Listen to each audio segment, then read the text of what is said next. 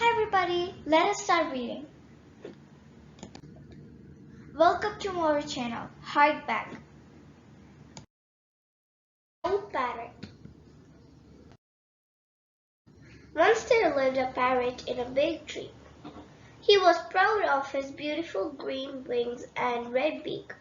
One day he saw a crow. He thought how ugly the crow's wings were. He said to the crow that his wings are black and ugly. The crow thought and replied that my wings are ugly, but they help him to fly to a larger distance. The parrot, moving a little closer to his crow, spread his wings and showed how beautiful he was. Just then a man arrived there with a cage and caught the beautiful parrot and left the place. The moral of the Proud Parrot story is, don't be proud of something that you have.